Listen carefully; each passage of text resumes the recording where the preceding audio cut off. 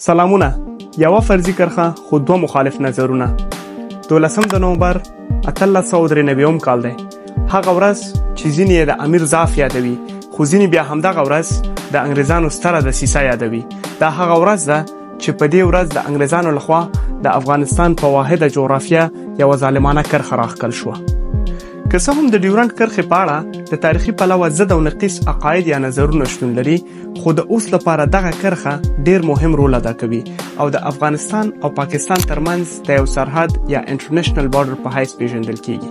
د دغه مخالفو نظرونو په اساس تل د دغه کرښې په اوږدو کې د دې دواړو هیوادونو ترمنځ نښتې رامنځته کیږي. همین حال سربازان پلیس مرزی که در این نبرد شرکت کرده بودند هشدار می‌دهند که پس از این به هر حمله پاکستان پاسخ دندان شکن می‌دهند. خپل ماشومانو، د خپل تورسرو، د خپل غرونو، د خپل بوټو، د خپل ځوانانو حمایه وکړو. نن راغلي یو چې موږ یې توی کړو. نن راغلي یو چې باید ووایم د افغانستان او پاکستان ترمنځ د اختلاف غټه مسله د ډیورنډ ده، خو دوی په نورو موضوعاتو کې هم سره مخالفت لري، لکه استخباراتي، تجارتي او د اوبو په سر جنجالونه.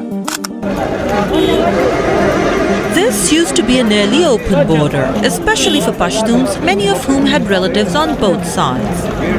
Afghans seeking medical treatment in Pakistan, laborers who went daily to the other side to work, businessmen, and people going for family functions made up the thousands who crossed this border daily.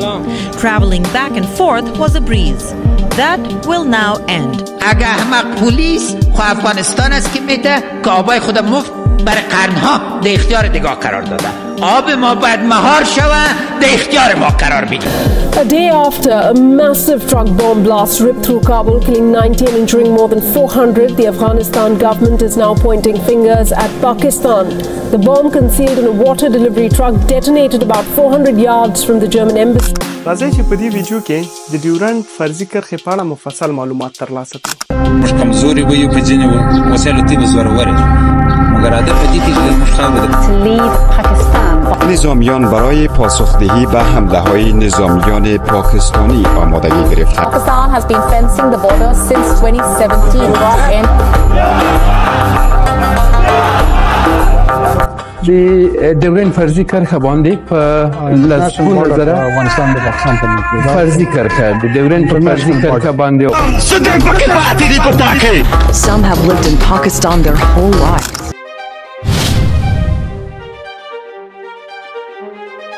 د قصې اصلي شروع په 19مه پیړۍ کې د دوو سترو امپراتوریانو ترمنځ د رقابت څخه ده. د انګلستان امپراتوري چې د هند او د هغې شاوخوا سیمې په واک کې وي، همدارنګه د روسیې امپراتوري په منځنۍ اسیا کې ښه په تیزۍ روانه وه او په ډیر کم وخت کې ترکمنستان، ازبکستان او تاجکستان ونیول. د دغه دواړو امپراتوریو ترمنځ رقابتونو ته به یې د ګریټ گیم یا لویه لوبه ویله. د دغه امپراتوریو ترمنځ هیڅ کله مخامخ جګړه نه ده شوې، خو په یو بل یې همیشه تاثیر یا اغیزه لرلې ده.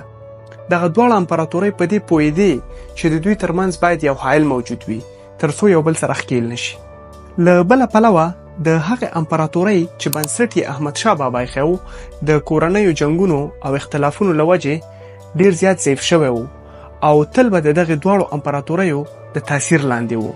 که څه هم انګریز ډیر کوشش وکړو چې افغانستان خپله مستعمره کړي، خو د افغانانو څخه یې په انګلو افغان جنګونو کې سخته ماته وخوړه.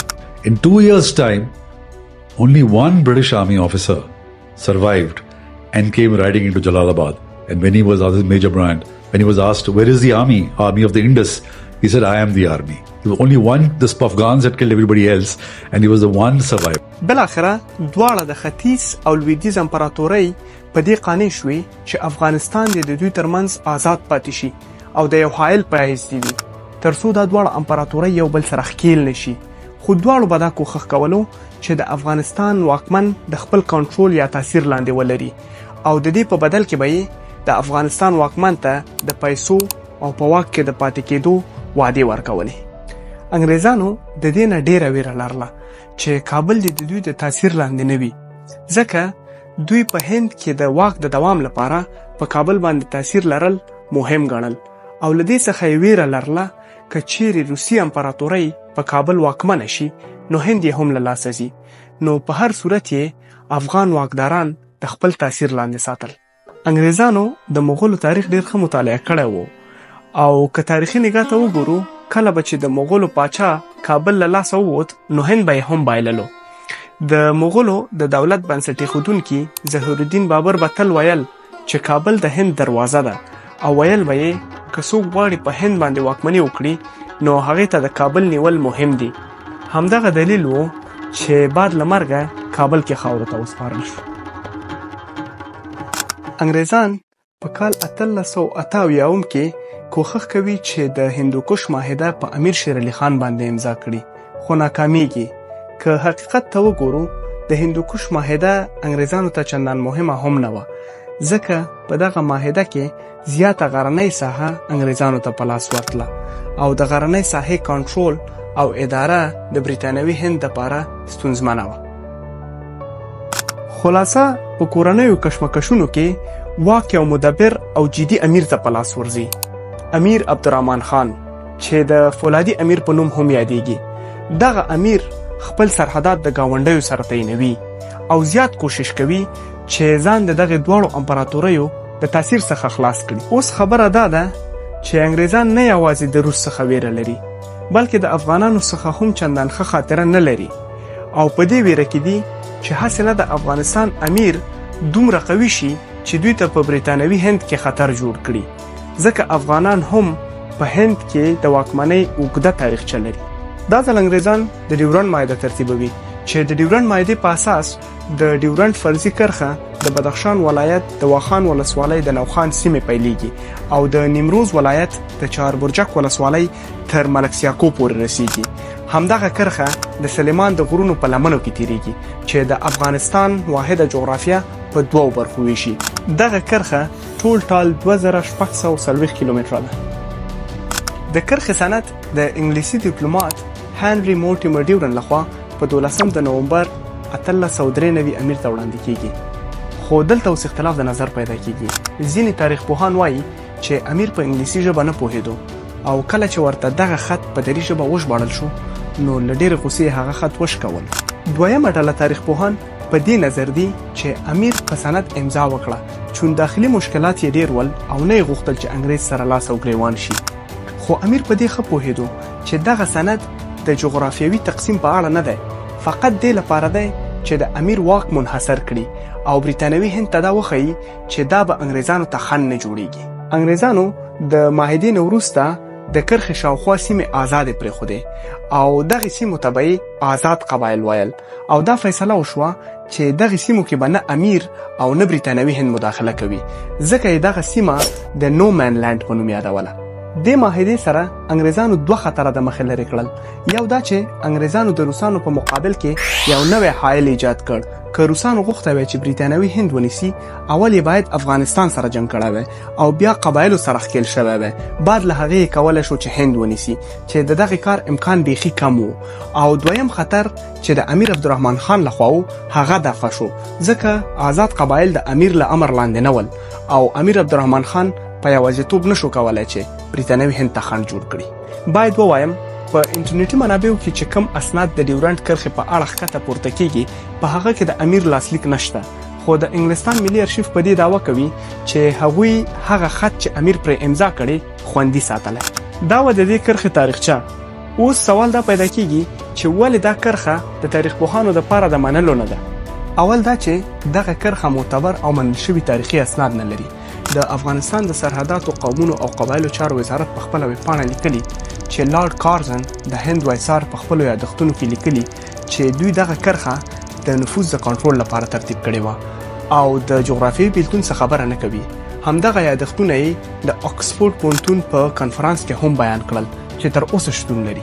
یوه بله معتبره څېړنه چې د یورپین فاونډیشن فور ساوث ایشین سټډیز لخوا شوې پکې ډېر واضح راغلي چې ډیورنډ هیڅکله پوله نه وه. څېړونکو حتی د مارټیمر ډیورن یادښتونه ترلاسه کړي چې هغه په خپلو یادښتونو کې لیکلي چې د هند طرف ته پراتو پښتنو باندې د برټانوي هند واک نه و او دوی دغه کرښه فقط د سیاسي کنټرول لپاره رامنځته کړه. که چیرې په امیر باندې بهرني دښمنانو حمله کړې وای نو دغه قبایل به د خپل امیر سره ودرېدل. په همدغه څېړنه کې راغلي چې د برټانوي هند نایب السلطنه لارډ ایلګن په 1896 په خپل یادښتونو کې لیکلي چې د ډیورنډ معاهده فقط یو سیاسي موافقه وه چې د امیر عبدالرحمن خان او برتانوي هند ترمنځ سیاسي فاصله ایجاد کړي او دغه کوم جغرافیوي ارزښت نه لري.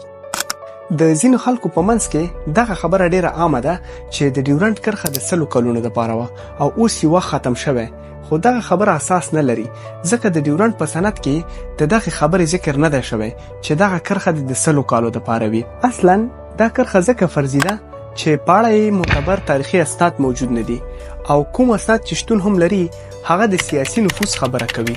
د جغرافیوي بیلتون څه نه وایي نو ځکه تاریخ پوهانو ته د منلو نه ده. دا چې ځینې خلک وایي د ډیورنډ معاهده تر 100 کلونو وه، اصلا دوی دا خبره صحیح نه ده درک کړې. امریکایي لیکوال لویس ډوپری د افغانستان په نوم په خپل کتاب کې لیکلي چې که 100 کاله بعد هم انګریز د آسیا څخه ووځي دغه سیمې د افغانستان حق کیږي او د افغانستان سره به ملحق کیږي. نو خلکو فکر کولو چې د ډیورنډ معاهده تر 100 کلونو ده. د 100 کال نظریه هغه وخت ډیره شایع شوه کله چې Australian Institute of International Affairs په نوم یو تحقیقاتي ټیم په 2022 کې دا تایید کړه چې افغانان د 100 کلونو د نظریې په اساس د ډیورنډ کرښه نه مني. یو بل نظریه وایي که چیرې دا رسمي کرښه وای ولې د افغانستان د هر پاچا د وفات نه وروسته بیا امضا کېده. همدغه کرښه په حبیب الله خان، امان الله خان او نادر شاه هم امضا شوې وه، خو دا صرف دې دپاره وه چې د افغان پاچاهانو سیاسي تاثیر په هند دفع کړي. که دا رسمي پوله وای لکه د افغانستان د نورو پولو په شان به یو معتبر تاریخي سند لرلو او بیا نوي کېدو ته به اړتیا نه وه. په دنیا کې دا اصل دی، نوي واک ته رسېدلي اشخاص د سره سرحدات نه تعینوي، فقط موقت اسناد تاییدوي چې د دې نه معلومیږي ډیورنډ یو فرضي کرښه وه. په لسګونه نورې مقالې او څېړنې موجودې دي چې دا په ډاګه کوي چې ډیورنډ یو فرضي کرښه ده او رسمیت نه لري او د افغانستان د خلکو غوښتنې پر ځای دي. د 19مې پیړۍ په لومړۍ نیمایي کې کاندي د هند د آزادولو لپاره هلې ځلې پیلوي او په 1940 کال کې هند آزادوي.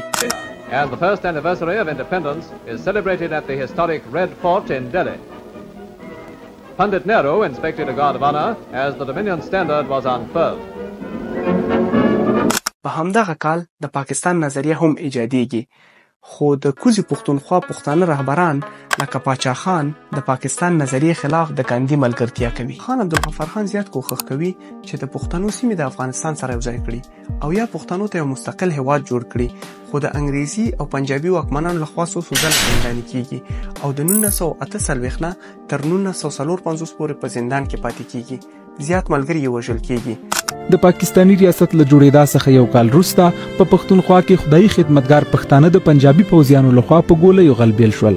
دا پیښه هغه وخت رامنځته شوه چې باچا خان ټولو خدایي خدمتګارانو ته د 1948 کال د اګست په 12مه د 400 غازی ګل بابا جومات ته د راغونډېدو غږ وکړ. باچا خان په کال 1988 کې وفات کیږي او د وصیت سره سم په جلال آباد کې خاورو ته سپارل کیږي. موږ د افغانستان په دې تاریخي ښار جلال آباد کې چیرې چې یو بل ډېر ستر افغان په پښتنو پر لر او بر افغان ګران غازي امان الله خان شک دی هغې خاورو ته یو بل ډېر ستر ډېر لوی ډېر نه ستړی کېدونکی مبارز پر ټولو افغانانو ګران د انسانیت لپاره مبارزه کوونکی انسان محترم خان عبدالغفار خان باچا خان دې خاوره ته سپارم.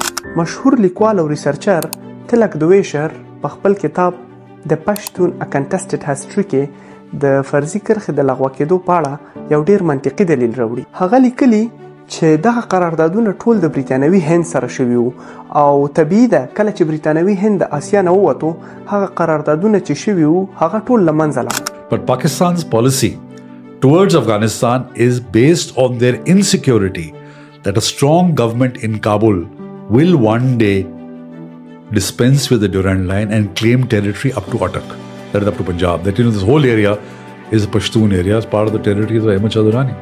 If you ask an Afghan, a Pashtun, he will say, एक तरफ अफगानिस्तान, उस तरफ हिंदुस्तान, कहाँ से आया पाकिस्तान? د پاکستان د ایجاد نه بعد پاکستان د خپل استحکام دوام لپاره په پښتنو، بلوچو او بنګالیانو ظلمونه شروع کړل، خو بنګالیان دومره تنګ شو چې په کال 1971 کې شیخ مجیب الرحمن د بنگلادیش ازادي واخیسته. مجیب الرحمن به تل پاچا خان ته ویل چې یا د ورور سره یو ځای شه، ورور یې ورته افغانستان ښودو، او یا د ورور په مرسته د خپلو خلکو لپاره یو بیل هیواد جوړ کړه، ځکه چې پنجابی د پښتون هیڅ کله دوست نشي کېدی. اوس چې پاکستان په دې پوه شو چې د ډیورنډ فرضي کرښه تاریخي اساس نه لري او له بلې طرفه بنګال هم ترېنه ازادي اخیستې وه، نو په دې ویره کې شو چې هسې نه پښتانه هم ازادي واخلي، نو له هرې لارې څخه استفاده وکړه چې دغې فرضي کرښې ته د نړیوالې پولې رنګ ورکړي. پاکستان د پښتونخوا د پښتنو څخه د هغوی ژبه، فرهنګ او رهبران هیر کړل او په مقابل کې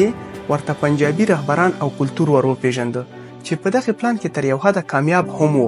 که وګورو د کوزي پښتونخوا اکثره پښتانه په پښتو ژبه لیک او لوست نشي کولای، او حتی حساب منظور احمد پښتین تل د پنجاب په حکومت دا تور لګولای چې پاکستان پښتانه د خپل ژبې او کلتور به خبر ساتي.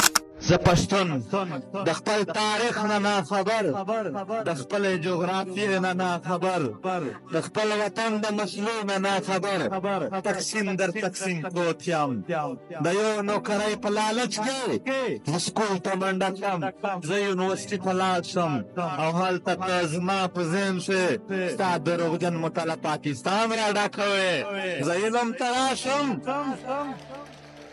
زه علم ته راشم، ته په ما دروغ زده کوې، زه علم ته راشم، پوهه زده کولو ته راشم، په ما باندې د خپل وطن قاید اعظم او علم اقبال یادوې، دومره کوېسچن به وایي هغه به یې په زوره باندې یادول.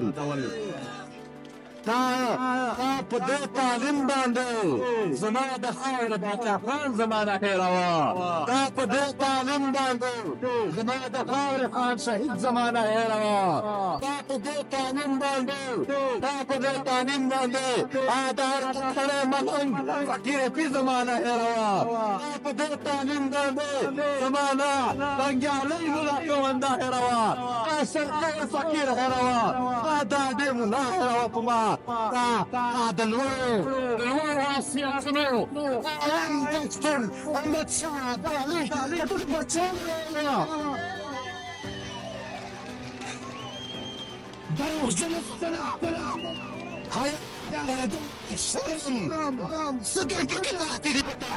بله دا چې پاکستان زیات کوښښ وکړو چې دغه کرښه په افغان واکدارانو ومني، خو افغان واکدارانو دا مسله ولس ته پرېښوده او ولس دا خپله ملي دایه ګڼي چې دا کرښه به هیڅ کله نه مني او دې ته به د فرضي کرښې په نظر ګوري او د پاکستان غوښتنو ته به د نه ځواب ورکوي.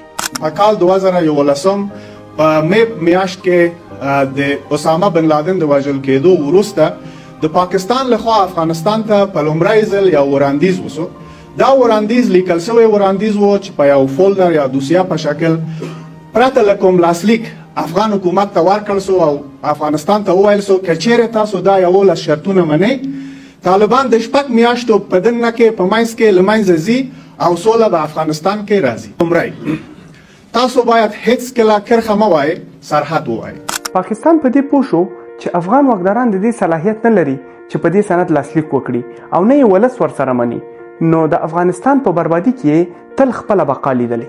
پاکستان برای یک لحظه حاضر و آماده نیست که در کناری از یک افغانستان قوی، نیرومند، آزاد، مستقل و با قدرت وجود داشته باشد. هر قدر افغانستان پارچه پارچه و تکه تکه و جو جو و تجزیه شده باشه به مو اندازه به نفع پاکستان است. په افغانستان کې کورنۍ جګړې پاکستان د ډیورنډ له مسلې یو اندازه بېغمه کړی و، خو کله چې په افغانستان کې جمهوري نظام تاسیس شو او حامد کرزي هم خپل دریځ معلوم کړ، نو پاکستان بیا په ویره کې شو. د پاکستان د فوجیانو دا هڅه چې په موږ ډیورنډ ومني ورسره ډېره سوې ده او په مختلفو وسایلو د دې هڅې کوښښ کېږي، خو افغانان بیا هم نه مني. له حامد کرزي څخه وروسته محمد اشرف غني هم په همدغه نظر و چې ډیورنډ به نه مني او ویل یې چې واحد ملتونه هیڅ کله په اغزن تار سره نه بیلي. د ډیورنډ د کرښې فیصله د افغانستان د ولس په واک کې ده، تر چې ولس حکومت ته واک نه وي ورکړی، هیڅ حکومت د افغانستان د دې صلاحیت نه لري چې په ډیورنډ باندې وکړي. ځواب د اغزي تارو ولس د افغانستان ورکړ، په قیچې یې پرېږده. تاسې کوئ تارونه موږ بېلولی شي. په افغانستان کې د ډیورنډ مسلې یو ډول کمپایني رنګ هم واخیست او زیاتره ډلو به د ولس د رایو راټولولو دپاره دغې مسلې ته تند جواب ورکوه. دیورند به حیث خط بالای یک دولت ضعیف در افغانستان تحمیل شده که شما قبول ندارین. حالا اگر اجازه باشه مدت از این پایان یافته، ما نیاز به مذاکره دوباره داریم. ما این قباله مفت به پاکستانیا ابدا باید نده. اوسنۍ واکمنه ډله د دې موضوع نه په استفادې غواړي د ولس زړه لاسته راوړي او ولس ته وښایي چې دوی د ولس داعیې ته ژمن دي، خو له بله پلوه بیا د ولس انساني حقوق تر پښو لاندې کوي. نیم ټوټه افغانستان نن جلا ده د خط ډیورنډ نه اخواته واقع ده. دا په داسې حال کې چې موږ خط ډیورنډ په ټول عمر کې نه په رسمیت پیژندلی او نه یې پیژنو.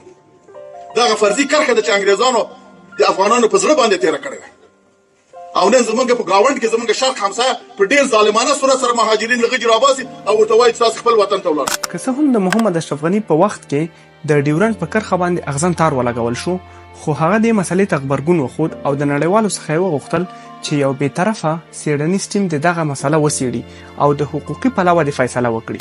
خواست حکومت افغانستان از دیپلمات‌های کشورهای جهان.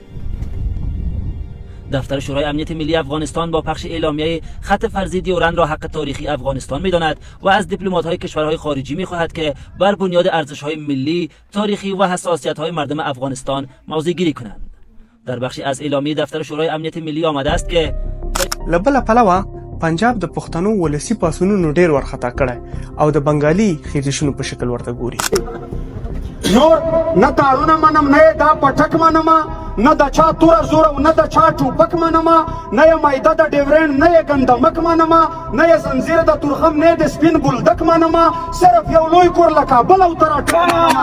130 کاله تیر شول خو دا مسله هماغه شان توده ده او د پنجاب حکومت آرام ته نه پرېږدي. د فرضي کرښې په اوږدو کې په لسګونو زره ستاسو سرتیري هغلته میشتي. څه ډول ممکنه ده چې د ټي ټي پي سرتیري د افغانستان خاورې ته واوړي یا د هغې خوا دلته راواوړي او ورانکاري عمل یې ترسره کړي؟ نشوم پوه کته بیا د ډیورنډ فرضي کرښه باندې په لسګونه زره افغانستان د پاکستان په منځ کې فرضي کرښه د ډیورنډ په فرضي کرښه باندې او هغلته په لسګونو زره پاکستاني. باید ووایم جغرافیه بدلیږي را بدلیږي، خو یو قوم باید خپله ژبه، تاریخ او کلتور هیر نه کړي. زه افغان وم، زه افغان یم، افغان به اوس هم جغرافیې بدلیږي، قومونه نه بدلیږي. اوس سوال دا پیدا کیږي چې د ډیورنډ مسلې حل لاره څه ده؟ باید یو درېیمګړی بې پرې او بې طرفه پلاوی وټاکل شي تر څو ټولې خواوې په هر اړخیز شکل وڅېړي. اوسني واقعیتونه په پښتنو باندې حاکمه پاکستاني استخباراتي فضا، د افغانستان ضعف او داسې نور ډېر مهم فکتورونه په نظر کې ونیول شي. خدای دې وکړي چې موضوع مو خوښه شوې وي. مننه، ښې چارې.